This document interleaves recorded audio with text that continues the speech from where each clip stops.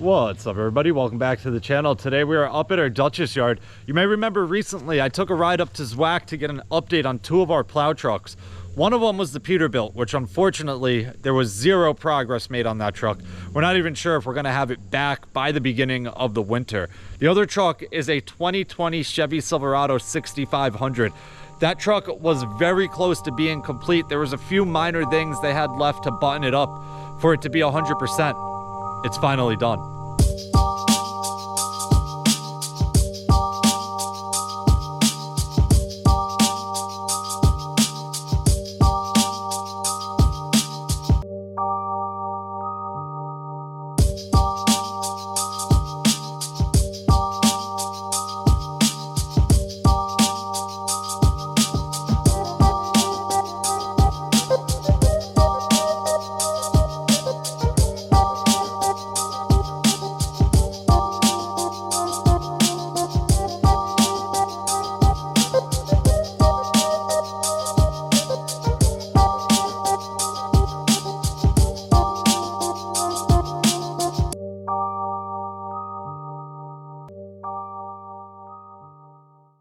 So Rodrigo and Anthony took a ride up to Zwack over the weekend and picked this truck up. It's actually been here for about a week. I just haven't gotten around to filming an update video on it. There was a few major changes that happened to this truck. We'll go through them one by one, starting out here on this catwalk. Before we sent this up to Zwack, we added a electric over hydraulic valve right here. This valve is a buyer's valve, which now has an electric controller inside the cab. The hydraulics are still ran over to the other side. It's fed off of the same tank that the rest of the hydraulics are ran off of, and then obviously it comes out, goes to the back, comes down one line. Well, actually, you have a feed and a return to the motor for the chain, and a feed and a return for the spinner motor.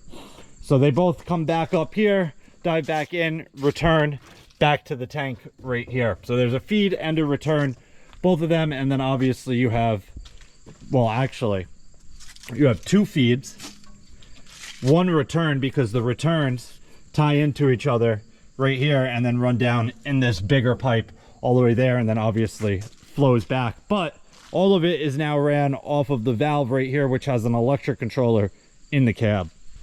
So the next thing that we had them change was this hydraulic valve location.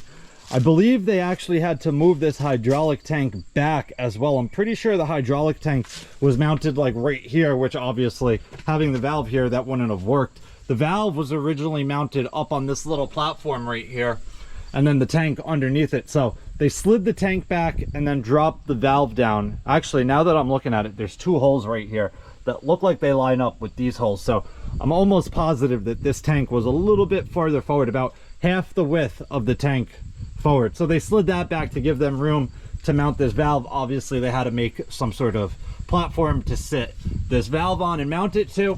The reason we did not want the valve up here anymore, these chain driven salt spreaders are notorious for leaving a ton of salt right here. It is guaranteed that after a snowstorm, this section here will be jam-packed full of salt unless you're cleaning it out throughout the storm. The chain loops back under the tub, and then obviously when it does the turn here, salt falls off, and then throughout a long storm, you'll get quite a bit of salt there. The tubs on these chain-driven salt spreaders are not completely enclosed because you need room for the chain to slide back in and then grab new salt. An auger-driven salt spreader is completely enclosed, and you will never have salt on the front of your salt spreader here. So that leads us to having the valve up here. When you have a ton of salt there, you now have to clean this out. Having the valve here with all of the hoses and everything made it very difficult to clean this. We could only clean one way. One thing we like to do is use like a little broom and kind of push under it. You can get your broom down under this tab and kind of like sweep this, pushing it all the way through both ways, obviously with water as well to help you out. But having the valve here made that very difficult. So they dropped the valve down here, and then they made a little bit of an extension of this platform. So when we do wash it, the salt will, for the most part, stay off of the valve. There is a bit of an opening here. It would have been nicer if they made this piece go all the way back in and tie into this corner here, keep all of the salt off of the valve, but it is much better than it was before. We're just gonna have to keep an eye down here, and after we wash this off, we're gonna have to wash off the valve just to keep all of the salt off of it. Moving into the cab of the truck, this is probably the biggest change in this truck. I'm gonna try and set my camera up somewhere so I can talk about this without having to hold the camera. All right, I hope that's a good camera angle and you can see everything going on here. That is the only spot I can put the camera and not have to hold it while we talk about this. But there's a few things that we have to talk about to understand how we got to the point that we're at right here. Before all of this was like this, we had these two controllers, which this is your front plow, this is your wing plow. You have your liquid controller, and then you had a pedestal here, which had that salt spreader valve controller that I showed you earlier sitting on top of it. All of the hoses ran down through the pedestal. It's probably about this tall. They ran down through the pedestal and then out to the hydraulic valve. Underneath this black platform here is a airbag module. This is the same truck that the airbags went off on. When we originally built this truck, nobody knew that that module had a gyroscope in it. We thought it was like an impact type of thing which made the airbags go off. Unfortunately, we learned the hard way, that is not the case. The module was unbolted from the floor and set a little bit further back, and then they cut the floor open to get all of the hydraulic lines into that other salt spreader controller. You have to have hydraulic lines in it if you want to run that style of controller. There was no option, no other option to do that with that controller. They had to either move the whole pedestal and leave the airbag module, or move the airbag module and put the pedestal in the ideal location. So that's what happened. Unfortunately, my dad grabbed the module, spun it, and that's when the airbags went off. We found out that there's a gyroscope in it. So long story short, that leads us to having to change all of this. Underneath this black metal platform in here is the airbag module mounted back to the floor of this truck. The only lines that come into this truck right now is the electric for the liquid, the electric for this salt spreader controller, and then these cables which go to these controllers for your plow. Basically what these do is when you go one direction, they pull on the valve, open up the valve that's outside behind us right now, let the fluid go, and then it turns the plow whichever direction you're going. So there was a lot of learning to go into building this truck this way. We didn't really tell them to put these controllers at this forward angle. We kind of gave them free range to make it work properly. We told them what we wanted, what we needed, and the issues that we were having. Two of the issues that we were having was, well, it's really one issue combined, is these controllers for the plows were mounted straight up and down, and they were close together. Obviously, there's quite a bit of space between them now, because when you go right, you need to be able to avoid this one.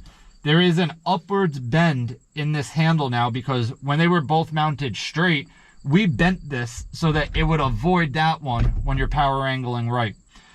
They were so close that if you didn't bend it, you were hitting that one all the time. And in a long snowstorm, that's very annoying. So we asked them to add this space, which they did, and then obviously this handle already had the bend in it, which is now making you hit that. If it was dead straight, you would dive underneath that one, which is something that's very simple. These slide right off.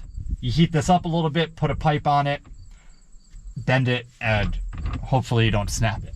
These are not the strongest, but they will bend with a little bit of heat. So that's something we're going to have to do, is heat this up, straighten it back out.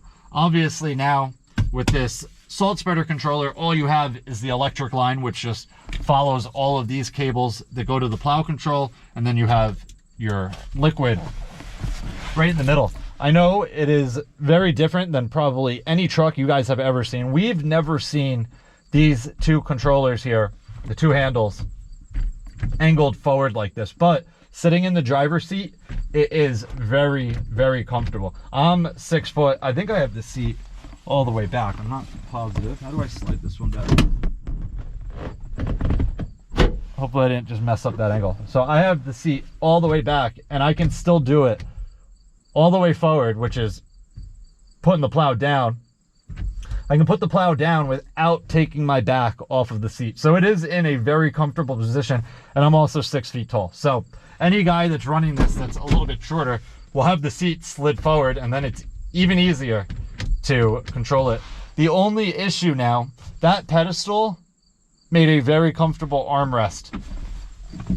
We don't have any sort of armrest in this truck at all now. You're either holding on to something or you're holding on to the wheel, and like, that's pretty much it. Sometimes we're in these trucks for hours on end and you want to put your arm down. So we're going to have to add some sort of armrest here for the driver. Plus, if we ever have to bring this truck somewhere that's not a snow event and you're just driving for hours, you want to be as comfortable as possible. So a couple little minor things that are left to go, and then this truck will be 100%. All right, I think that pretty much covers everything. If there's anything on this truck that I missed, definitely leave a comment down below and let me know. I'll get back to you as soon as I can. Hope you guys enjoyed it. See you guys next time. Peace.